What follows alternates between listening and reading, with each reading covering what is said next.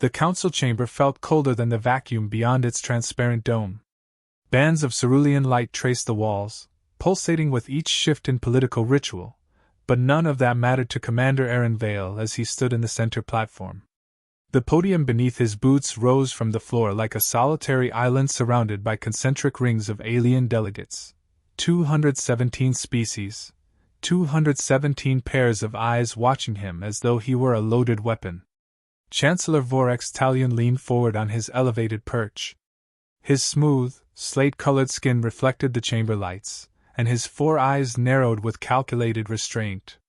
"Commander Vale," he said, voice steady and ceremonially calm, "you stand as representative of your species. The evidence presented remains uncontested. Humanity has violated the treaties of the Concord." Aaron lifted his chin. "The evidence isn't uncontested. It's fabricated. Nothing shown today aligns with our records." Murmurs rippled across the chamber. A few delegates whispered, antennae flicking with unease. Others simply stared with thinly veiled satisfaction, eager to see humanity fall from a place they never believed humans deserved. Vorex pressed a hand to the crystalline panel beside him. "Our auditors disagree. Your fleets moved through restricted sectors. Your labs weaponized unstable matter. Your traders manipulated the supply lines of 7 member states. All of which," Aaron replied, "can be explained by standard protocol, science studies approved last cycle, and fluctuations caused by your own failing infrastructure." A sharp clang echoed through the chamber as Vorex struck the edge of his stand with an elongated finger. "Enough. You have been granted your statement. The Concord has heard it." "You haven't heard anything," Aaron said quietly. Vorex stiffened. Aaron didn't raise his voice. He didn't need to. His words cut through the hall with the direct simplicity that made humans so difficult for other species to predict. "We built trade routes when your star lanes collapsed. We stabilized your medical supply chains when your farms couldn't support your population growth. We patrolled your borders when piracy surged. We have done nothing but help this Concord survive its own mismanagement." A faint tremor passed through a delegate on the lower ring, an avian species whose people relied on human logistical systems more than most. She lowered her gaze. Yet Vorex smiled, thin and triumphant. "Intentions are irrelevant. Outcomes are what matter. Humanity's actions destabilize the Concord. Therefore, humanity must depart." An orb of golden light rose above the central dais, signaling an official decree. The chamber lights dimmed, replaced by solemn blue. "The Concord hereby votes," Vorex announced. "Humans are to be removed from membership and barred from shared sectors effective immediately."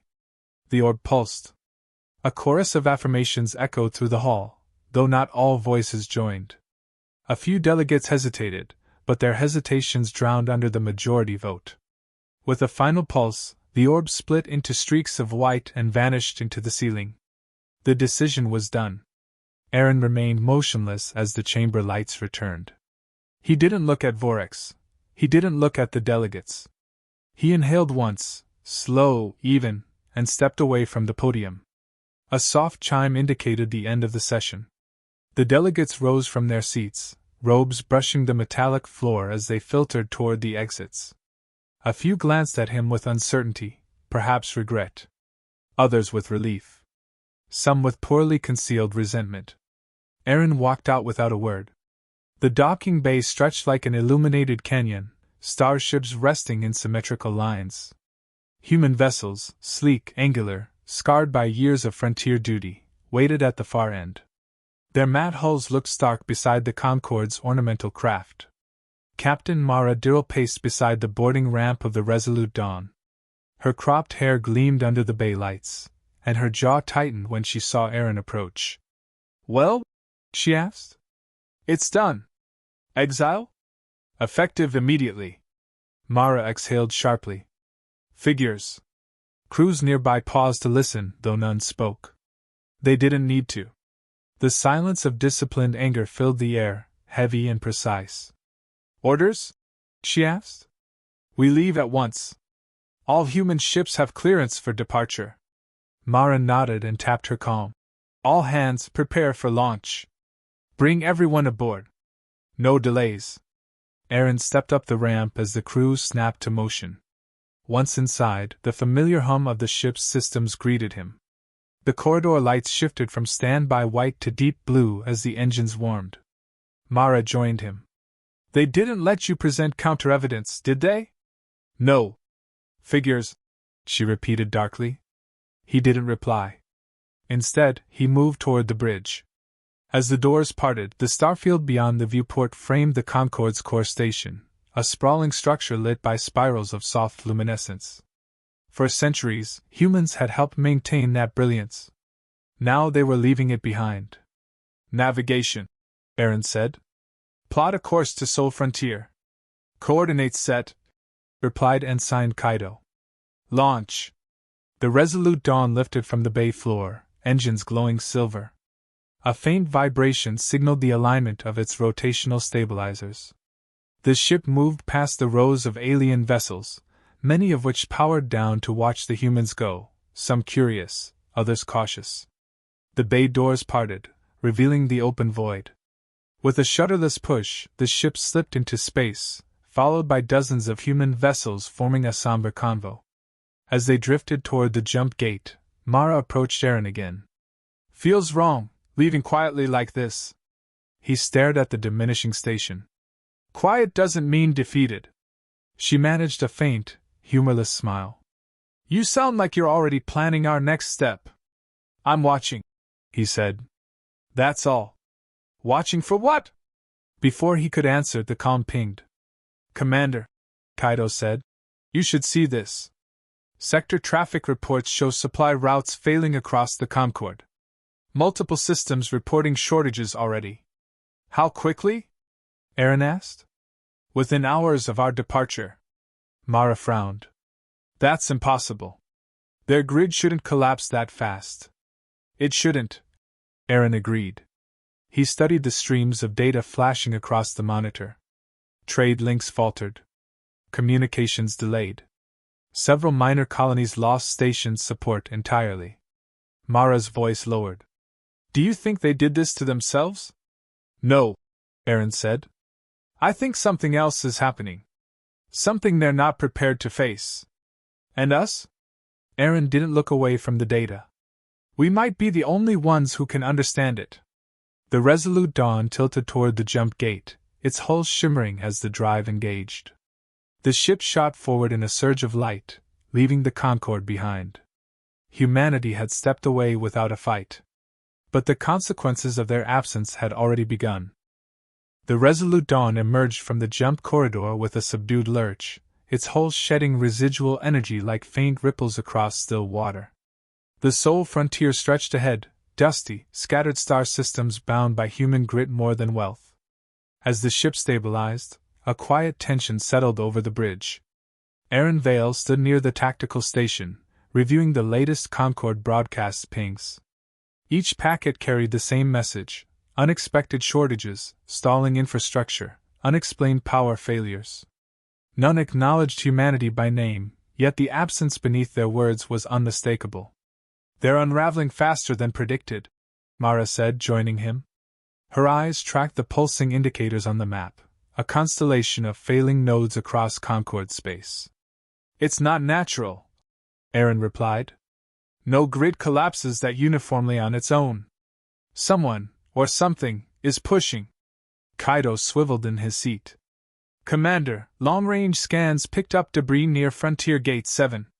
Energy signature is, faint. Something drained it nearly to zero. Aaron moved to the command chair. Set course. The engines hummed, and the ship glided toward the outer region. Space grew darker, emptier, the kind of quiet that felt intentional, not incidental. Minutes later, the wreckage came into view.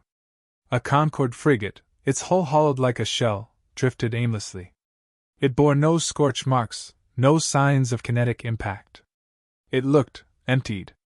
As if every jewel, every spark of life, had been siphoned out. Mara's brow creased. No distress beacon? None, Kaido said. All systems dead. Bring us alongside, Aaron ordered. Boarding team, suit up.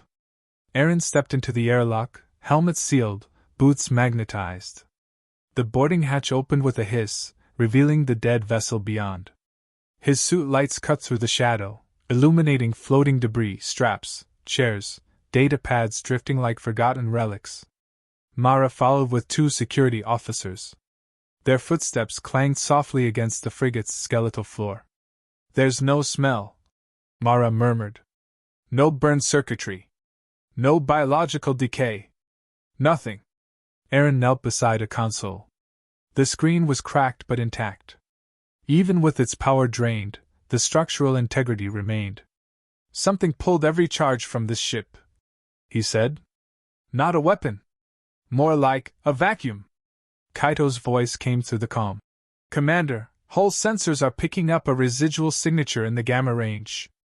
Very weak. Nothing I've seen before. Aaron rose.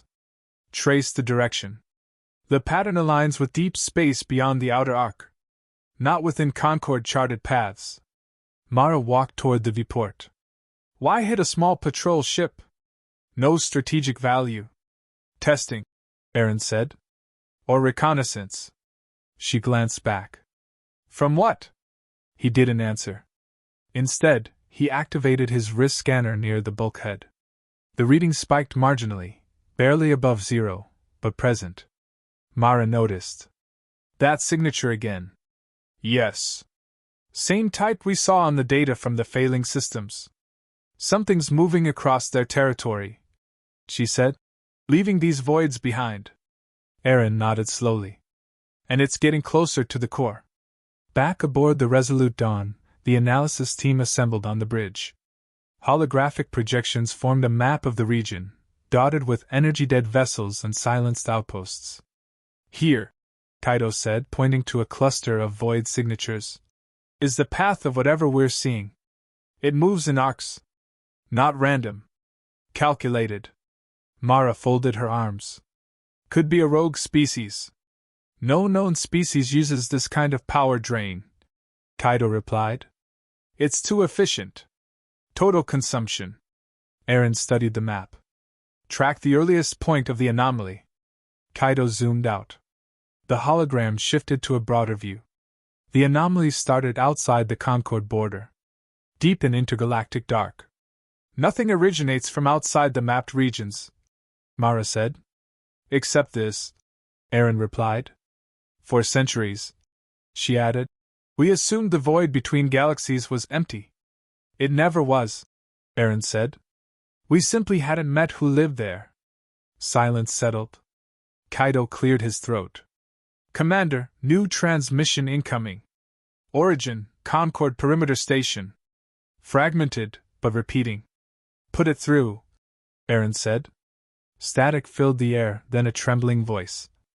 Mayday, unknown force, energy drain, entire fleet, dead, request immediate aid, anyone. The message cut abruptly. Mara exhaled. That wasn't a pirate attack. No, Aaron agreed. It's hunting, she whispered. He turned away from the screen, mind already racing. Prepare a full intelligence report for the Human Frontier Council. Include the energy signatures, the dead frigate, and the Concord collapse patterns. Mara raised a brow. You think they'll listen? Not all of them, Aaron said. But enough. And the rest? They're tired. Angry. Somewhat payback after today's exile. Mara leaned against the console. You can't blame them. We spent centuries helping the Concord, and they threw us out like criminals. Aaron met her gaze. If this threat continues, revenge won't matter. Every species will face the same end. Kaito interrupted. Commander, additional data from the Concord channels. Food shortages. Medical failures. Piracy rampant. Civil disputes rising. They're losing control. Aaron closed his fist. Exactly what we warned them would happen if they destabilized their support network. Mara gave a bitter laugh. They always underestimated how much we did for them. And now they feel the loss, Aaron replied. He walked to the panoramic viewport.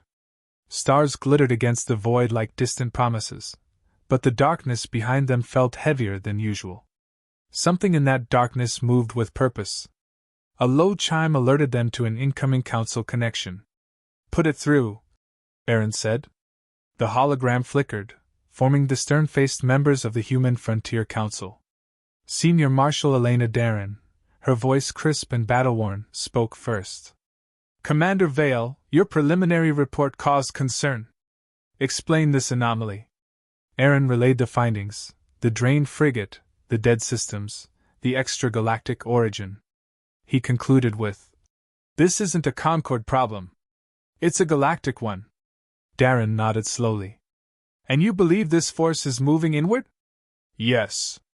And the Concord has no defense against it." "What about us?" she asked. "We can resist longer," Aaron said. "Our biology, our ship systems, our redundancy protocols, they give us an advantage. But if we don't act, we'll face the same fate." "Do you propose intervention?" she asked. "Not yet," Aaron replied. "We need more data. But we can't ignore this." Darren's hologram flickered. "Very well. Continue investigating. If the threat grows, humanity will respond." The connection closed. Mara tilted her head. "Think they'll authorize action?" "Eventually," Aaron said. "Whether we like it or not." He shifted his focus back to the stars. "But I don't believe this event is random." "You think someone planned this?" she asked. "I think someone knew," Aaron said, "and used humanity's exile to hide it." Mara's expression hardened. "Vorex. He feared us," Aaron said. "Now I suspect he feared something more." The Resolute Dawn drifted in quiet orbit as the crew processed the implications. For centuries, humanity had kept the Concorde stable. Now, something beyond the known galaxy was peeling it apart, one drained ship at a time. And Aaron intended to uncover why before the darkness reached them too. A tremor ran through the hull of the Resolute Dawn as the ship snapped out of warp above the meridian verge. What should have been a bustling Concorde sector, the crossroads of 6 trade lanes, was a graveyard. Dozens of ships drifted without power, their frames suspended like skeletal remains pinned against the void. No signals. No beacons. Only silence. Aaron Vale stepped closer to the viewport, jaw tightening. "This happened faster than predicted." Mara's voice was controlled but strained. "Our last intel placed the anomalies 3 sectors away. How did it leap this far in a single cycle?" "It didn't leap," Aaron said. "It spread." Kaito's console emitted a rising alarm. "Commander, picking up movement. Multiple signatures." Aaron turned sharply. "Alive?" Kaito's eyes widened. "Not exactly." A cluster of dark shapes emerged from the shadow of a derelict cruiser. At first, they resembled drifting debris. Then the objects shifted, realigning themselves with unnerving precision. Thin, insectal limbs extended. Their surfaces rippled with reflective black plates. Mara whispered, "Those aren't ships." Kaito swallowed. "Designation unknown. Pattern swarm-like?" Aaron stepped forward. "Magnify." The view zoomed until the creatures filled the display, a mass of artificial organisms drifting with coordinated instinct. Their bodies shimmered faintly, absorbing ambient energy like living hunger sculpted from metal and vacuum. One of them twitched, and its surface flared with a dim pulse. The drained cruiser beside it flickered, losing the last of its residual power. Aaron's voice dropped. "Now we know what's been killing the ships." A deeper pulse rippled through the swarm, and the individual entities turned in perfect unison. Mara straightened. "They see us." "Shields up," Aaron ordered. "Charge rail capacitors." Kaito's fingers flew across the controls. "Charging, 40%, 60. A spear of muted black light lanced from the swarm. The impact slammed through the Resolute Dawn, rattling bulkheads and dimming secondary panels. "Shields holding at 82%. Kaito shouted. Aaron's voice stayed steady. "Return fire." The forward rails ignited, sending tungsten slugs streaking across the void. The projectiles tore through the closest entities, shattering several into shards. But more replaced them. Dozens. Hundreds. Mara's tone sharpened. They don't care about losses. Because they don't die, Aaron said. They break apart, then reorganize. They're modular. Another volley of black pulses hammered the ship. Lights flickered. Shields down to 68, Kaido called. Aaron evaluated the swarm's motion, how it folded and unfolded, moving more like a thought than a fleet. We need distance. Set thrusters to evasive pattern 7. Pattern 7 confirmed. The ship banked sharply, sliding through the debris field. Fragments of extinct Concorde vessels spun past like echoes of the civilization already falling apart. Mara steadied herself. Commander, these things aren't fighting conventionally. They're hurting us. I know. Why? Before Aaron could answer, a chime pierced through the bridge, the emergency comms receiver. Unencrypted. Raw. Kaido flinched.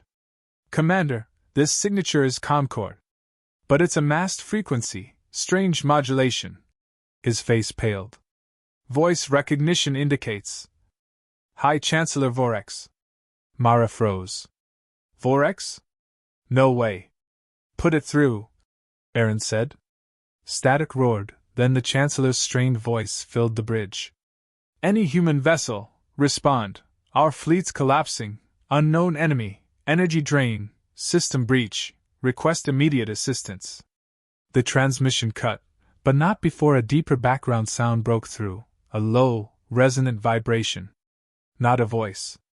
A collective hum. The swarm reached their capital systems, Aaron said. Mara muttered. Now they call for help. Aaron turned toward the center of the bridge. Gather the senior crew. We need a decision. Minutes later, the briefing room filled with officers. Some wore calm expressions, others masked quiet anger.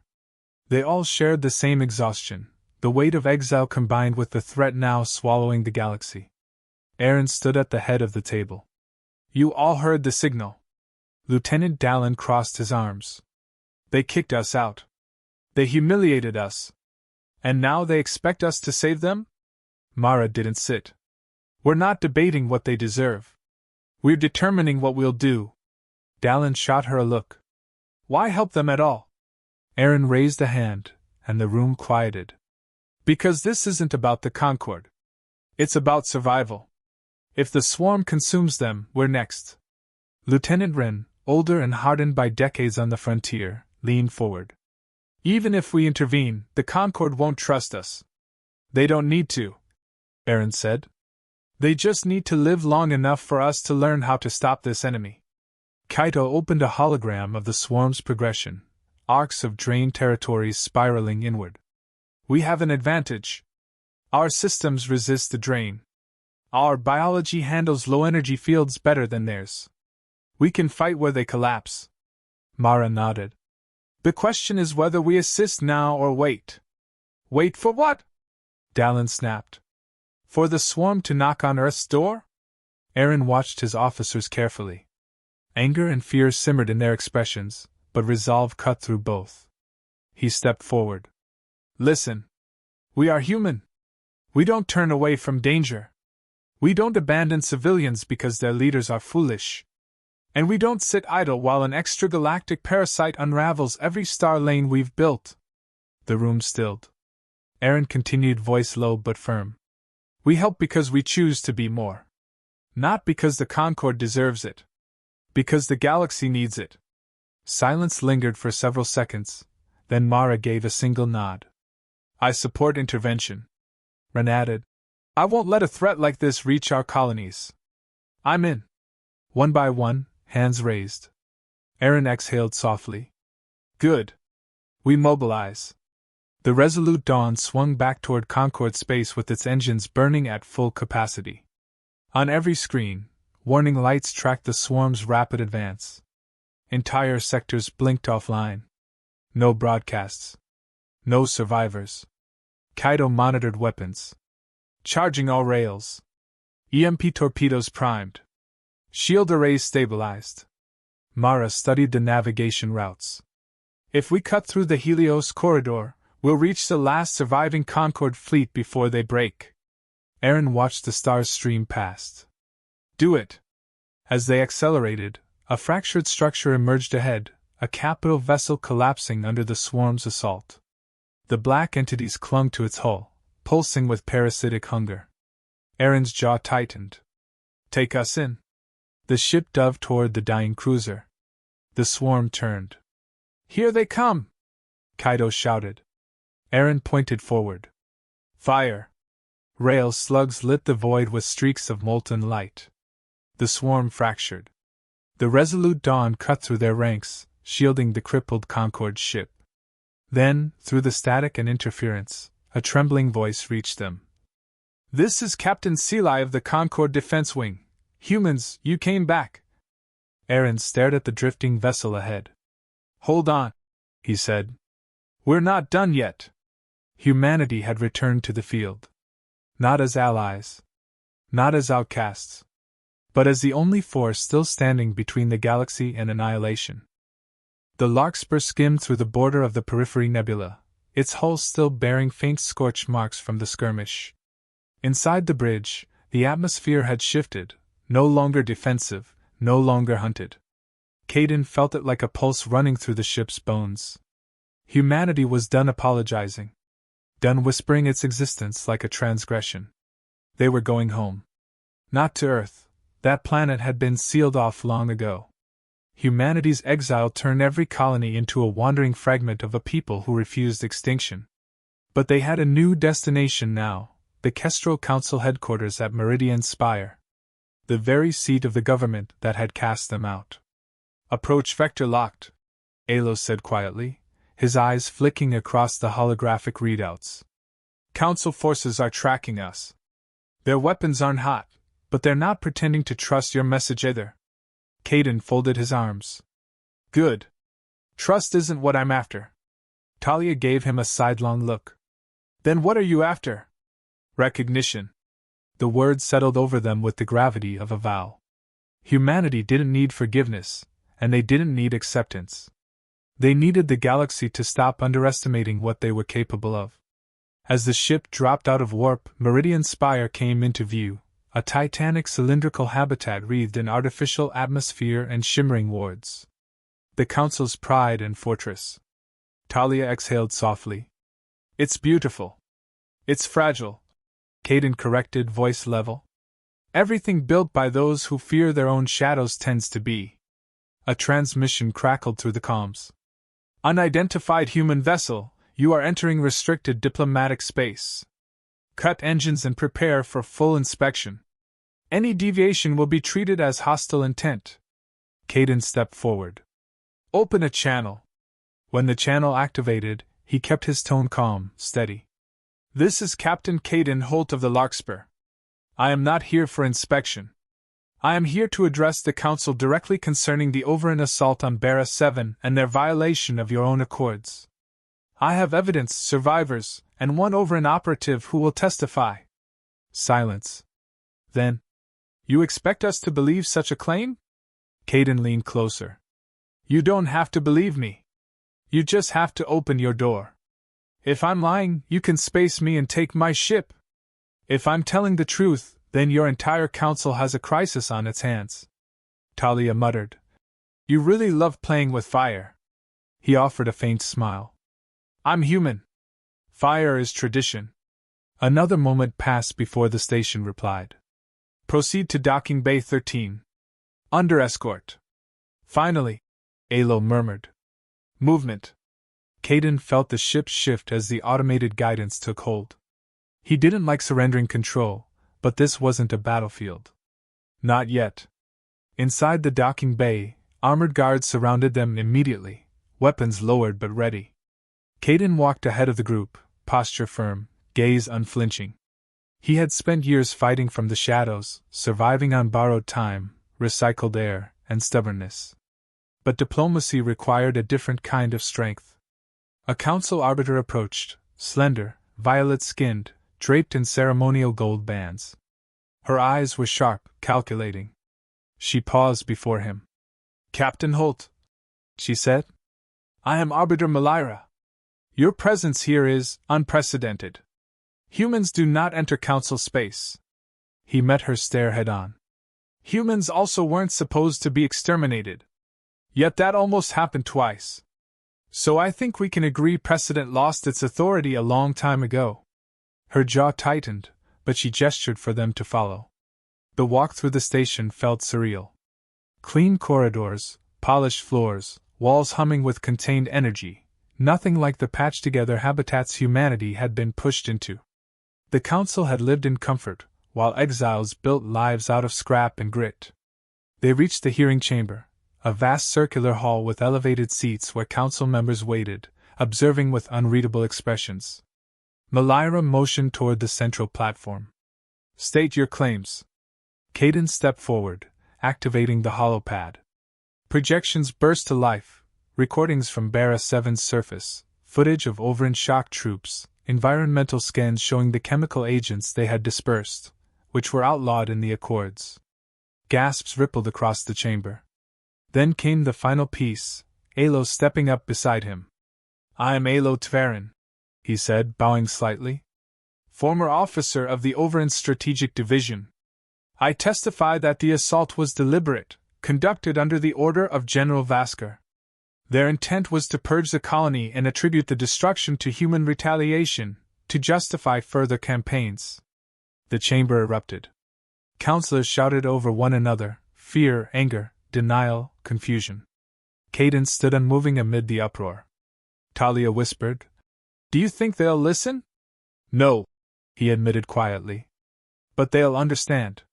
Eventually, the council chair rose, raising a hand for silence. Captain Holt, you bring damning allegations. If true, these actions constitute a breach of intergalactic law of the highest severity. However, your presence here is still a violation.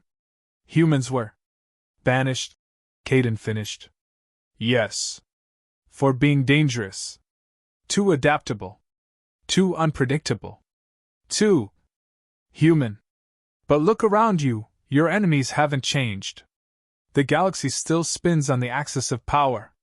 And you need people who can survive storms you refuse to acknowledge. He let the weight of his words carry. You don't have to welcome us back. You don't have to like us. But if you ignore what's coming, the next world burned won't be human. A tense stillness settled. The chair turned to Malira. Place Captain Holt and his crew under protective custody pending investigation. If the evidence holds, a military tribunal will be summoned against the Overin command. Caden nodded. Protective custody will do. But understand this, humanity won't sit quietly anymore. We're not ghosts. We're not warnings. We're people. The chair gave a small, thoughtful nod. And perhaps it is time the council remembers that. Later, in the holding chamber, a comfortable room that looked more like a diplomatic suite, Talia slumped onto a bench. You think this will actually change anything? She asked. Caden gazed out at the station's inner garden, the glow of its artificial day casting soft light over his face. It already has, he said. We walked into the heart of the people who cast us out and didn't bow. We brought truth they couldn't ignore. Whether they act on it or not, the galaxy just shifted. Alo approached, expression unreadable. You risked everything bringing me here. I don't know if my people will ever forgive this. Or if yours will forgive me. Caden turned to him. Forgiveness isn't the point. Choice is. You chose the truth. And what will you choose when the council decides your fate? Alo asked quietly. Caden thought for a moment. Whatever keeps humanity alive. He didn't say it with anger. Not with pride. Simply with clarity. Exile had shaped him, but it hadn't hardened him. It had defined what mattered. A chime sounded at the door. A council messenger stepped inside. Captain Holt. The chair requests your presence. There have been developments. Caden straightened. Looks like the fire finally caught. He glanced at Talia and Alo. Come on. Let's see what future we just forced open. And with that they stepped forward, human, Overin, and exile, into a galaxy no longer prepared for what humanity would become.